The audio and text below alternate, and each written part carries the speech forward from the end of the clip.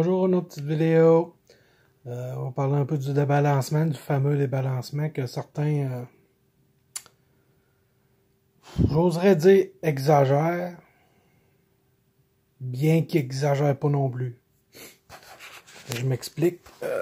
Le débalancement, à certains endroits, il est réel, puis il faut s'y attarder. Ça, je le nie pas, puis c'est... Sauf que ce que je trouve ridicule, c'est que ils ont rentré dans la tête de tout le monde qu'il y a un débalancement partout. Il n'y a pas de débalancement partout. Dans mon secteur, il n'y en a pas. Même, je dis qu'il n'y en a pas, mais il y en a peut-être un, mais sur l'autre, dans l'autre sens. Présentement, il y a quasiment plus de bocs que de femelles. Si je regarde la grandeur de mes territoires. Donc,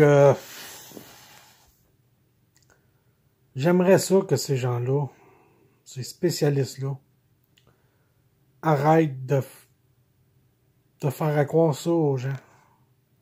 De leur dire et de leur confirmer qu'il y a un débalancement, c'est correct. Mais de leur dire que c'est seulement à certains endroits. C'est pas à grandeur du Québec. Là.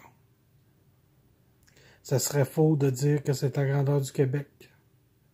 C'est secteur par secteur. Voilà pourquoi j'en étends contre ces spécialistes-là, puis le ministère. Puis en passant, le but du ministère, vous le savez, là, j'espère, là, c'est de diminuer le cheptel drastiquement. Donc, s'ils acceptent des projets de loi, là, que ce soit le RTBL ou n'importe quel, s'ils acceptent, dites-vous bien que c'est pas pour augmenter le cheptel puis avoir un meilleur cheptel. Et non. Tu sais, les spécialistes sont là pour vous faire gober que c'est bon pour le cheptel. Mais c'est pas vrai, là. J'ai parlé avec certains, là, puis là, il y a un débalancement, puis moi, mon but, c'est d'avoir du chevreuil, puis qui viennent manger, puis... Mais si ton but, c'est d'avoir du chevreuil qui viennent manger, écoute pas les spécialistes.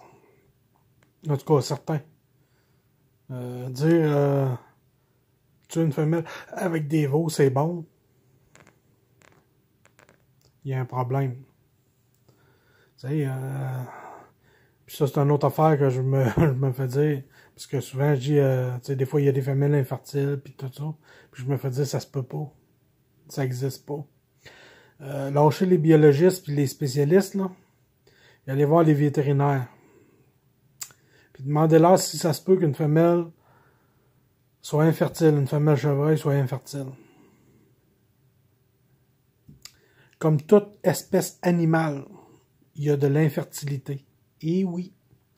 Il y en a sur les vaches, il y en a sur l'orignal, il y en a sur les moutons, il y en a... Ça existe. Que ce soit dans le domaine sauvage ou agricole contemporain, c'est ça. C'est l'infertilité, ça existe. Les causes exactes, ben ça c'est dur à dire, là, mais ça existe. Fait que si vous ne me croyez pas, demandez aux vétérinaires. Ils vont confirmer que dans toute espèce animale, l'infertilité, ça se peut. C'est pas une règle générale, là, on s'entend, là, mais ça existe. Donc, tu sais, moi je vous le dis, là, un mâle mature pour 5 femelles, il n'y a aucun problème là. À la limite 6, là, mais tu sais, 5 femelles pour un mâle mature, il n'y a aucun problème. Pourquoi je dis ça? C'est que souvent, si tu as un mâle mature pour 5 femelles, peut-être que c'est même pas lui qui va les accoupler les 5, mais possiblement que tu vas avoir un jeune boc ou tu vas avoir des bocs rôdeurs que j'appelle, qui arrivent de l'extérieur, qui sont faits pousser par un plus gros, puis que eux vont avoir le privilège de n'accoupler une avant que l'autre boc les tasse. Donc, tu sais, un débalancement, oui, il y en a. Il est si pire qu'ils disent non. À certains endroits, oui, mais à certains endroits, non. Donc, tu sais, utilisez votre gros bon sens puis votre logique. Puis, tu sais, pensez par vous-même, observez vos cheptels, prenez le temps, là, puis mettez des Kodak, mettez... quand vous avez du temps de lousse, allez observer, promenez-vous dans vos champs, promenez-vous dans vos chemins, observez. C'est comme ça que tu apprends. C'est comme ça. Même si c'est pas bon selon certains, là, parce que c'est comme ça que j'ai appris, puis c'est comme ça que je constate, puis que je vois mon cheptel, là. Selon certains, je connais rien, fait que faut croire que c'est pas bon, l'expérience puis l'observation. Mais prenez le temps puis faites-le. Puis vous allez voir que le gros bon sens puis la logique puis l'observation, vous allez comprendre bien des choses. Ben des choses. Je vous dis, vous allez lire le cul des mots, vous allez en prendre, vous allez en laisser. Et oui. Il y a des choses qui vont être bonnes dans votre secteur, puis d'autres choses qui seront pas bonnes pour votre secteur. Donc, c'est pour ça que je dis, quand tu vas suivre une formation, que ce soit n'importe quelle formation, c'est du général. Ils peuvent pas te dire, ah ben dans ton secteur, c'est ça. C'est ce qui est le problème, c'est que certains ne le disent pas. Certains spécialistes qui font ces conférences-là ne le disent pas. Dans ton secteur, c'est peut-être pas bon ce qu'on te dit, là. Fait que le monde prend ça pour du cash, puis c'est là que ça débalance vraiment, mais ça débalance de tous les bords, de tous les côtés, là. Puis là, après ça, là, on va se lamenter qu'on n'aura plus de chevreuil, puis ça s'en vient, là. Donc, prenez le temps, puis observez votre cheptel, puis pensez par vous-même. Vous savez, c'est pas parce qu'un spécialiste, ou un biologiste, ou whatever, là, vous dit que chez eux, ça fonctionnait, ou que tu devrais faire ça, ou qu'aux États-Unis, à côté d'un cactus, c'est le même qui font ça, ben, peut-être que c'est pas bon chez vous, tu sais. C'est juste ça, moi, j'essaie d'inculquer aux gens. Parce que là, présentement, là, moi, je parle avec du monde, puis on se pogne solide. À ce temps, je me pogne plus. Ben, là, parce que ils ont compris qu'ils n'auront pas le dessus sur moi, là. Fait que, faites juste penser, là. Puis, je vous le dis, ces gens-là sont juste comme, ah, il y a un débalancement à grandeur de la zone. Comment tu fais pour dire qu'il y a un débalancement à grandeur de la zone? Tu sais, moi, je parle à du monde qui vont en chasse dans le 7. Ils disent qu'il y a un débalancement à grandeur de la zone. C'est parce que je suis dans le 7, moi, puis j'en ai pas chez nous de débalancement. Puis j'en connais d'autres qui disent qu'ils n'ont pas de débalancement. Donc, c'est sectoriel. C'est pas à grandeur de la zone. Pour ça qu'une loi, ça serait pas bon. Ça serait pas bon. Ce qui est bon de dire aux chasseurs, ben, observez votre cheptel. Comme je dis toujours, depuis que je suis là-dessus, que je dis ça. Fait que, c'est ça le problème des gens, ils prennent tout pour du cash, puis ces spécialistes-là, pas abusent, mais tu sais, en profitent.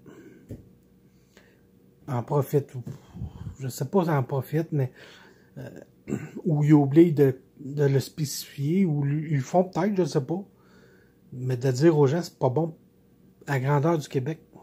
Mais ça me doute. Tu sais, j'ai un doute que ces spécialistes-là disent ça parce que j'ai déjà discuté avec certains, puis non, c'est pas dans leur mentalité d'avouer que c'est pas à grandeur du Québec. Bien au contraire, ils veulent implanter ça à grandeur du Québec. Donc, tu vois tout de suite que leur mentalité, là. Donc, pensez par vous-même, observez votre cheptel, puis je vous dis, vous en croirez pas vos yeux, là. Vous allez en prendre, vous allez en laisser. Puis je crois que c'est ça qui est l'idéal, c'est quand t'en prends puis quand t'en laisses, parce que si tu prends tout pour du cash, comme j'ai souvent dit, je vous demande pas de suivre ma mentalité à moi. Prenez votre mentalité à vous. Mais prenez pas la mentalité d'un expert, prenez la vôtre. C'est ça qui est le problème là, de certains. certains prennent la mentalité d'un spécialiste ou de... Bref, faites votre mentalité, puis partez avec ça, puis possiblement vous allez avoir du succès, là, t'sais. Puis ça, le succès, c'est une autre affaire, t'sais. C'est pas parce que t'as du chevreuil que tu vas tuer, ou il peut y avoir plein de circonstances qui font en sorte que tu vas avoir du succès ou non. Peut-être que ça va être de ta faute, peut-être que ça sera même pas de ta faute, mais c'est la chasse, c'est ça. Fait que ceux qui se croient supérieurs parce qu'ils tuent ou whatever, non, ça veut pas. Vous êtes loin d'être supérieur. Je connais, moi, un très très bon chasseur. Il a été 10 ans sans tuer. Il y a des circonstances qui ont fait en sorte que ça fait. Il a fait 10 ans qu'il n'a pas tué.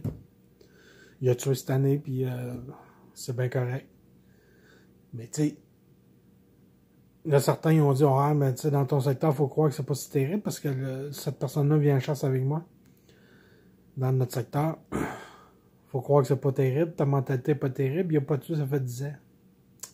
Ouais, c'est parce que tu connais pas toutes les situations de chasse que cette personne-là a vécues. Il y en a peut-être manqué. Il y en a peut-être vu qui a décidé de lisser. Tu sais, il y a plein de circonstances, tu sais. Il est peut-être arrivé 5 minutes trop tard, puis le bug était là, puis tu sais. Donc, tu peux pas... tu sais, ça me fait rire quand j'entends ça, là. Parce que... excusez. Tu peux pas juger là-dessus, là. Le succès d'une personne, c'est pas de tuer. Le succès, c'est d'apprendre. Puis lui, pendant ces 10 ans-là, il a trippé pareil, là.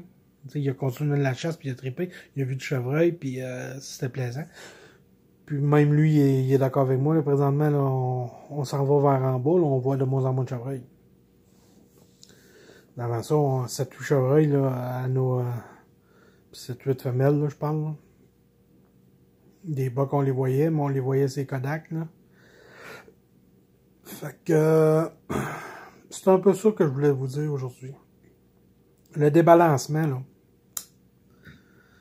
Faut en prendre, faut en laisser, là. Tu sais, là. C'est pas parce que votre secteur est débalancé que la zone est débalancée. Pensez à ça, puis si vous comprenez pas ça, il y a un problème. Donc, c'est assez facile à comprendre. C'est pas sorcier. Tu sais, puis à un moment donné, faites juste des calculs mathématiques. Faites juste mettre ça bien basique là, sur la mathématique. Puis vous allez comprendre ce que je dis qui est très, très, très, très logique. Là. Un mâle pour 5 femelles, il n'y a pas de problème là. Un mâle mature, je parle. Là. Parce qu'on s'entend que bien souvent, il va y avoir un petit mâle qui va apparaître de quelque part. Moi, je l'ai déjà vécu, cette là, tu sais. Le spike que ma blonde elle a tué à sa première année de chasse. C'était sa première année. On l'avait jamais vu. Jamais, jamais, jamais. Il est arrivé, puis moi, j'avais dit le premier que tu vois, vu que c'est ta première année, lâche-toi lousse. Puis elle a tué un spike. Puis on l'avait jamais vu. Puis à cet endroit-là, on avait 2 gros bucks. 2 bucks matures. Les bucks matures ont comme disparu. Ben, ils n'ont pas disparu parce qu'on les a vus à d'autres endroits, là, mais je veux dire, ils ont comme disparu de cet endroit-là, puis le petit buck s'est tassé là. Puis elle était là, puis c'est sa première année, c'était bien correct à tirer un spike. J'en ai déjà tiré, puis si j'ai l'occasion, je vais en retirer. Si ça me tente, si les circonstances font en sorte que je vais tuer un spike, je vais tuer un spike. C'est aussi simple que ça, là. Si ça a tout à donne, que je vois sur mon cheptel que ça l'affectera pas. Si je vais tuer un spike, ça me dérange pas en tout de tuer un spike. Surtout que moi, je donne la viande aux plus démunis, on peut dire, à certaines personnes qui en mangent, puis qui raffolent de ça. Fait que si ça donne, puis que je vois que ça affectera pas mon cheptel, je me priverai pas de tuer un spike parce que certains trouvent ça trouvent que c'est pas correct. Ils trouvent que c'est pas correct, tu as un spike, mais tu as une femelle avec des veaux, ils trouvent ça correct. En tout cas, fait que c'est ça. Cette vidéo-là, c'était pour ça. Puis, comme je vous ai dit, pensez par vous-même, les amis chasseurs. Gros bon sens et logique. Ça fait un job. Bye!